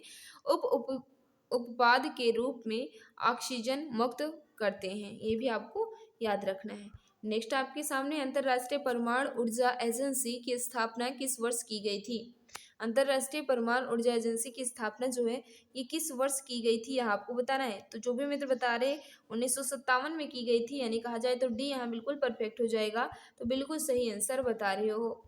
नेक्स्ट क्वेश्चन आपके सामने है, इसका राइट आंसर बताइएगा। क्या पूछा जा रहा है कि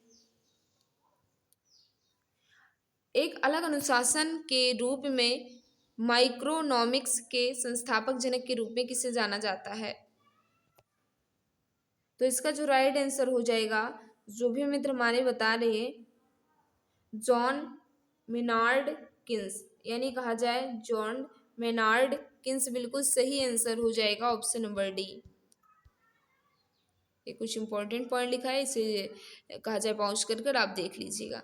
नेक्स्ट क्वेश्चन आपके सामने है, बताइएगा इसका राइट आंसर क्या हो जाएगा। सहसंयोजक बंध दो परमाणुओं के बीच इलेक्ट्रॉनों की साझेदारी के परिणाम स्वरूप निम्नलिखित कहा जाए निर्मित होते हैं, ताकि दोनों पूरी तरह से भरे हुए फिर खाली स्थान दिया गए कोष को प्राप्त कर सकें।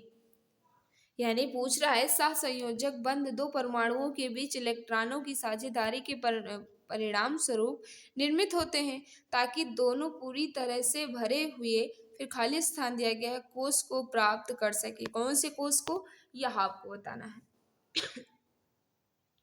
याद रखना इसका जो राइट आंसर हो जाएगा वाहितम कोष को प्राप्त कर सके। ऑप्शन ये यहाँ बिल्कुल सही आंसर हो जाएगा। नेक्स्ट क्वेश्चन आपके सामने, इसका राइट आंसर बताइएगा। क्या पूछा जा रहा है, आंख की फोकस दूरी को समायोजित कर निकट और दूर की वस्तुओं पर ध्यान केंद्रित करने की क्षमता को आंख का या की कहा जाता है, क्या कहा जाता है, यह आपको बताना है। याद रखना है इसका जो राइट आंसर हो जाएगा समंजन कहा जाता है, यानी कहा जाए तो ऑप्शन सी यहाँ बिल्कुल परफेक्ट हो जाएगा। जो भी मित्र बता रहे हैं सी बिल्कुल सही बता रहे हो। पढ़िएगा इसे। किसी वस्तु को स्पष्ट देखने के लिए आवश्यक है कि उससे चलने वाली प्रकाश किरणें रेटिना पर ही केंद्रित हों। यदि किरणें रेटिना के आगे या पीछे केंद्रित होंगी तो वह वस्तु हमें दिखाई नहीं देगी। आंख को फोकस दूरी का समायोजित कर निकट और दूर वस्तुओं पर ध्यान केंद्रित करने की क्षमता आंख की समंजन क्षमता कहलाती है। नेक्स्ट आपके सामने है, प्रथम गोलमेज सम्मेलन कब शुरू हुआ था? प्रथम गोलमेज सम्मेलन जो है ये कब शुरू हुआ था यह आपको बताना है। तो याद रखना नवंबर 1930 में प्रथम गोलमेज सम्मेलन की शुरुआत हुई थी। बात करें तो डी यहाँ बिल्कुल परफेक्ट आंसर हो जाएगा। पढ़िएगा, कुछ इंपॉर्टेंट सन लिखे गए हैं तो इसे पढ़ना बहुत जरूरी हो जाएगा। कहा जाए अंग्रेज सरकार द्वारा भारत में संवैधानिक सुधारों पर चर्चा करने के लिए 1930 से 32 के बीच सम्मेलनों में एक श्रृंखला के तहत 3 गोलमेज सम्मेलन आयोजित किए गए थे। ये सम्मेलन मई 1930 में साइमन कमीशन द्वारा प्रस्तुत की गई रिपोर्ट के आधार पर आयोजित किए गए थे। प्रथम गोलमेज सम्मेलन जो है ये 12 नवंबर 1930 से 13 जनवरी 1931 द्वितीय गोलमेज कहा जाए लंदन में आयोजित हुआ, जिसमें कांग्रेस ने भाग नहीं लिया था। दूसरा गोलमेज सम्मेलन जो है यहाँ लिखा गया है, दूसरा गोलमेज सम्मेलन जो है 7 सितंबर 1931 से 1 दिसंबर 1931 के बीच लंदन में आयोजित हुआ। कांग्रेस की तरफ से महात्मा गांधी ने भाग लिया था। तीसरा गोलमेज सम्मेलन जो है ये 17 नवंबर 1932 से 24 दिसंबर 1932 तक। कांग्रेस ने इस सम्मेलन में भाग नहीं लिया क्योंकि कांग्रेस के अधिकांश प्रमुख नेता उस समय जेल में थे। नेक्स्ट क्वेश्चन आपके सामने, बताइएगा इसका राइट आंसर क्या हो जाएगा। भारत में फिर खाली स्थान दिया गया है, परमाणु ऊर्जा की गतिविधियों की निगरानी के लिए परमाणु ऊर्जा आयोग की स्थापना कब की गई थी?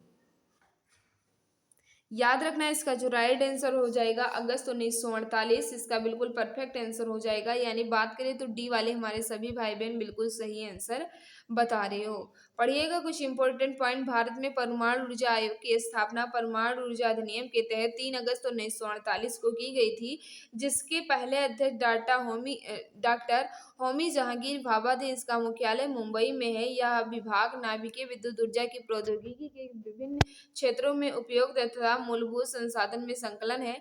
वर्तमान में श्री के एन व्यास परमाणु ऊर्जा के प्रमुख कहा जाए आयोग के प्रमुख अध्यक्ष हो जाएंगे। नेक्स्ट क्वेश्चन आपके सामने, इसका राइट आंसर बताइएगा। लखनऊ कढ़ाई की किस पारंपरिक कला के लिए प्रसिद्ध है? लखनऊ कढ़ाई की किस पारंपरिक कला के लिए प्रसिद्ध है? बताइएगा इसका राइट आंसर क्या हो जाएगा।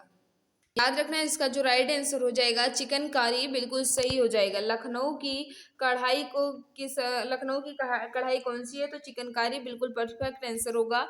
जो भी मित्र बता रहे हैं बिल्कुल सही बता रहे हो। इंपॉर्टेंट पॉइंट है, इसे पढ़ लीजिएगा। नेक्स्ट क्वेश्चन आपके सामने, भारत रत्न पुरस्कार के प्रथम प्राप्तकर्ता और स्वतंत्र पार्टी यानी कहा जाए 1959 के संस्थापक कौन थे? इसका जो राइट आंसर हो जाएगा, जो भी मित्र हमारे बता रहे हैं श्री राजगोपालाचारी बिल्कुल सही बता रहे हो। यानी बात करें तो ऑप्शन नंबर ये यहाँ बिल्कुल सही होगा। जो भी मित्र बता रहे हैं ऑप्शन नंबर ये बिल्कुल सही आंसर हो जाएगा। पढ़िएगा कुछ इंपॉर्टेंट पॉइंट लिखा गया है। भारत रत्न कहा जाए भारत रत्न तो भारत का सर्वोच्च नागरिक सम्मान है। यह सम्मान राष्ट्रीय सेवा के लिए दिया जाता है। इस सम्मान की स्थापना 2 जनवरी 1954 को तत्कालीन राष्ट्रपति डॉक्टर राजेंद्र प्रसाद ने की थी। वर्ष 1954 में पहली बार ये 3 व्यक्तियों यानी श्री राजगोपालाचारी यानी कहा जाए चक्रवर्ती श्री राजगोपालाचारी, डॉक्टर सर्वपल्ली राधाकृष्णन, डॉक्टर चंद्रशेखर वेंकटरमन को भारत रत्न से सम्मानित किया गया। चक्रवर्ती राजगोपालाचारी भारत के प्रसिद्ध वकील, लेखक, राजनीतिक और दार्शनिक थे। वे स्वतंत्र भारत के प्रथम भारतीय गवर्नर जनरल भी थे। वर्ष 1959 ईस्वी में कहा जाए इन्होंने स्वतंत्र पार्टी की स्थापना भी की थी। नेक्स्ट क्वेश्चन आपके सामने उस समय का ये करंट अफेयर है, फिर भी बताइएगा इसका राइट आंसर क्या हो जाएगा। जब क्वेश्चन पेपर आया था तो इस समय वो करंट अफेयर ही था ये क्वेश्चन। 2019 में निम्नलिखित में से कौन से देश को यूएस ट्रेजरी विभाग द्वारा प्रमुख व्यापारिक भागीदारी की मुद्रा निगरानी सूची से हटा दिया गया? इसका जो राइट आंसर हो जाएगा भारत को हटा दिया गया था। ऑप्शन सी यहाँ बिल्कुल सही आंसर हो जाएगा। नेक्स्ट क्वेश्चन आपके सामने, से पढ़ने की कोई जरूरत नहीं क्योंकि उस समय का ये करंट अफेयर है, फिर भी इसे पढ़ लीजिएगा। ऑस्ट्रेलियन ओपन टेनिस टूर्नामेंट 2020 में महिला एकल प्रतियोगिता का खिताब किसने जीता? तो ये किसने जीता था 2020 में? सोफिया केनिन ने, यानी कहा जाए तो ऑप्शन नंबर बी बिल्कुल सही हो जाएगा। नेक्स्ट क्वेश्चन आपके सामने है, इसे बताना है, ये बताइएगा, ये करंट अफेयर नहीं है, ध्यान से पढ़िएगा, इसका आंसर दीजिएगा। दुनिया के बाकी देशों के साथ किसी एक देश के लेन देन को संक्षेप में बताने वाले खातों के समूह को फिर खालिस्तान को कहते हैं, क्या कहते हैं, यह आपको बताना है। याद रखना, इसे भुगतान शेष कहा जाता है, यानी बात करें तो ऑप्शन डी यहाँ बिल्कुल परफेक्ट होगा। जो भी मित्र बता रहे हैं भुगतान शेष, बिल्कुल सही बता रहे हो मित्र। नेक्स्ट क्वेश्चन आपके सामने है, बंगाल के नवाब सिराजुद्दौला प्लासी की लड़ाई में किस वर्ष हारे थे? बंगाल के नवाब सिराजुद्दौला जो है फालाशी की लड़ाई जो हुई थी, ये कब हुई थी, यानी कब हारे थे? जब हुई थी तभी तो हारे होंगे, तो बताना है वह लड़ाई कब हुई थी। तो इसका जो राइट आंसर हो जाएगा 1757 में हुई थी, ऑप्शन नंबर ये यहाँ बिल्कुल परफेक्ट आंसर हो जाएगा। जो भी मित्र बता रहे हैं ऑप्शन ये बिल्कुल सही है, पढ़िएगा। प्लासी का युद्ध जो है, ये कहा जाए प्लासी का युद्ध जो है ये 23 जून 1957 को, और सॉरी क्या पढ़ रहे हैं हम, प्लासी का युद्ध जो है 23 जून 1757 को अंग्रेज के सेनापति रॉबर्ट क्लाइव और बंगाल के नवाब सिराजुद्दौला के बीच हुआ, जिसमें नवाब अपने सेनापति मीर जाफर की धोखाधड़ी के कारण पराजित हुआ। अंग्रेजों ने मीर जाफर को बंगाल का नवाब बना दिया था। नेक्स्ट क्वेश्चन आपके सामने है, ये क्या है, करंट अफेयर छोड़ देते हैं इसे। नेक्स्ट क्वेश्चन है, ये भी करंट अफेयर है। नेक्स्ट क्वेश्चन है, इसे बताइएगा राइट आंसर क्या हो जाएगा, बताइएगा इसका राइट आंसर क्या होगा। सभी मित्र सोच समझ आंसर देने की कोशिश करें। किसानों की त्वचा को कीटनाशकों के प्रभाव से बचाने के लिए फिर खालिस्तान दिया गया है द्वारा एक टॉपिकल जेल विकसित किया गया है, बताइएगा कौन सा, यह आपको बताना है। सभी मित्र सोच समझ आंसर देने की कोशिश करें। तो इसका जो राइट आंसर हो जाएगा स्टेम सेल विज्ञान एवं पुनर्योजी चिकित्सा संस्थान, राइट आंसर हो जाएगा option number C. Next question आपके सामने है, बताइएगा इसका राइट आंसर क्या होगा। क्या पूछा जा रहा है, सोच समझकर आंसर देने की कोशिश करें मित्र। निम्नलिखित में से कौन सा एकल चिप आधारित उपकरण है जो अपने आप में एक बोर्ड प्रोसेस है और अंकगणित और तार्किक संचालन करने में भी सक्षम है, बताइएगा कौन सा है। तो इसका जो राइट आंसर हो जाएगा, जो भी मित्र बता रहे हैं माइक्रो प्रोसेसर, यानी कहा जाए तो राइट आंसर ऑप्शन नंबर ये बिल्कुल सही आंसर हो जाएगा। इसका राइट आंसर आपको बताना है। नेक्स्ट क्वेश्चन आपके सामने आ चुका है। 1929 में महामंदी इनमें से किस क्षेत्र में शुरू हुई थी? महामंदी जो है 1929 में आई थी, तो ये किस क्षेत्र में शुरू हुई थी, यह आपको बताना है। याद रखना, इसका जो राइट आंसर हो जाएगा उत्तरी अमेरिका, बिल्कुल परफेक्ट आंसर होना, बिल्कुल सही बता रहे हो, ऑप्शन नंबर डी वाले। नेक्स्ट क्वेश्चन आपके सामने है, इसका राइट आंसर बताना है। पहले सहायक गठबंधन 1798 में खालिस्तान द्वारा तैयार एक गैर हस्तक्षेप नीति थी, किसके द्वारा तैयार की गई थी, यह आपको बताना है। याद रखना है, जो ये तैयार की गई थी सहायक गठबंधन नीति, ये किसके द्वारा थी, तो याद रखना इसका जो राइट आंसर हो जाएगा लॉर्ड वेलेस्ली, बिल्कुल सही आंसर होगा ऑप्शन नंबर सी वाले। हमारे सभी मित्र बिल्कुल सही आंसर बता रहे हैं। नेक्स्ट क्वेश्चन आपके सामने है, इसका राइट आंसर बताइएगा। फिलहाल उस समय का ये करंट अफेयर है, फिर भी बता दीजिएगा इसका राइट आंसर क्या हो जाएगा। पहले खालिस्तान दिया गया ने 23 अगस्त 2018 को ब्रांड आई नाम के दुनिया के पहले ब्लैक चेन ब्रांड का शुभारंभ किया, तो बताइएगा इसका राइट आंसर क्या हो जाएगा। जो भी मित्र हमारे बता रहे हैं बिल्कुल सही बता रहे हो, भारतीय स्टेट बैंक। जो भी मित्र बता रहे हैं, सॉरी यहाँ पूछ रहा है ब्लैक चेन ब्रांड का शुभारंभ किसने किया, तो विश्व बैंक, यानी कहा जाए तो ऑप्शन नंबर ये यहाँ बिल्कुल सही आंसर हो जाएगा। नेक्स्ट क्वेश्चन आपके सामने मित्र, इसका राइट आंसर बताइएगा। भारत में निम्नलिखित किस पहाड़ी को ब्लू माउंटेन के रूप में जाना जाता है? ब्लू माउंटेन के रूप में किन्हें जाना जाता है, यह आपको बताना है। याद रखना, सभी को नीलगिरी की पहाड़ियां बिल्कुल सही जानते हैं, ऑप्शन नंबर क्या हो जाएगा, ये यहाँ बिल्कुल परफेक्ट आंसर हो जाएगा। इसे भी पढ़ लीजिएगा मित्र पॉज करके। नेक्स्ट क्वेश्चन आपके सामने है, वर्ष में कहा जाए, पहले वर्ष लिखा गया है, फिर खाली स्थान में राष्ट्रीयकरण के बाद इंपीरियल बैंक ऑफ इंडिया का नाम बदलकर भारतीय स्टेट बैंक कर दिया गया। किस वर्ष में राष्ट्रीयकरण के बाद इंपीरियल बैंक ऑफ इंडिया का नाम बदलकर भारतीय स्टेट बैंक कर दिया गया, यह आपको बताना है। याद रखना, इसका जो राइट आंसर हो जाएगा 1955 को इंपीरियल बैंक ऑफ इंडिया का नाम बदलकर स्टेट बैंक कर दिया गया। ऑप्शन सी यहाँ बिल्कुल सही आंसर हो जाएगा। इसे भी पढ़ लीजिएगा मित्र, क्योंकि ये काफी ज्यादा इंपॉर्टेंट है। नेक्स्ट क्वेश्चन आपके सामने है, वर्ष फिर खाली स्थान दिया गया है, छत्तीसगढ़ उत्तराखंड झारखंड राज्यों का गठन हुआ। किस वर्ष छत्तीसगढ़ उत्तराखंड और झारखंड का गठन हुआ, यह आपको बताना है। याद रखना, इसका जो राइट आंसर हो जाएगा 2000 में। 2000 में छत्तीसगढ़ उत्तराखंड और झारखंड राज्यों का गठन हुआ। ऑप्शन डी यहाँ बिल्कुल परफेक्ट हो जाएगा। देखिएगा, छत्तीसगढ़ राज्य का गठन 1 नवंबर 2000 को 26वें राज्य के रूप में, जबकि उत्तराखंड का गठन जो है ये 9 नवंबर 2000 को 37वें राज्य के रूप में, और झारखंड का गठन जो है ये 15 नवंबर 2000 को 28वें राज्य के रूप में गठन किया गया। नेक्स्ट आपके सामने है, इसका राइट आंसर बताइएगा। राजकोषीय उत्तरदायित्व एवं बजट प्रबंधन अधिनियम वर्ष किस वर्ष पेश किया गया, यह आपको बताना है।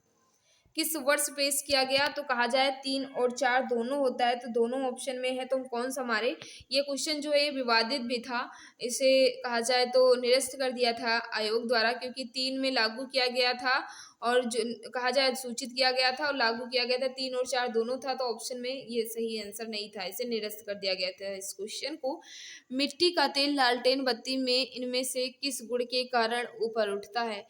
मिट्टी का तेल जो है लालटेन में किस गुण के कारण ऊपर उठता है, यह आपको बताना है। तो याद रखना, इसका जो राइट आंसर हो जाएगा केशिकत्व। लेकिन केशिकत्व इसका बिल्कुल परफेक्ट आंसर होगा। जो भी मित्र बता रहे हो ऑप्शन नंबर बी बिल्कुल सही बता रहे हो।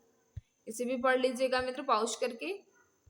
नेक्स्ट क्वेश्चन आपके सामने है, रक्त फिर खाली स्थान दिया गया है, ऊतक का एक प्रकार है।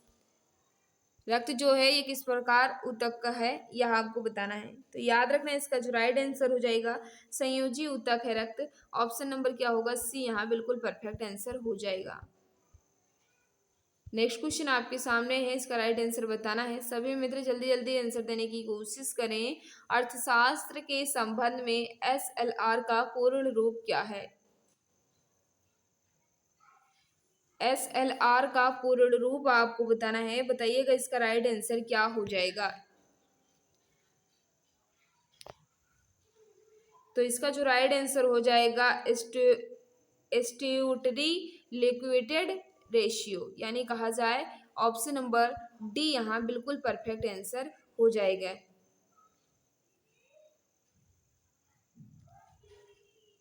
जो भी मित्र बता रहे हैं डी बिल्कुल परफेक्ट आंसर हो जाएगा। तो यहाँ मैंने मित्र 2 सेट को अच्छे ढंग से कंप्लीट कर लिया है।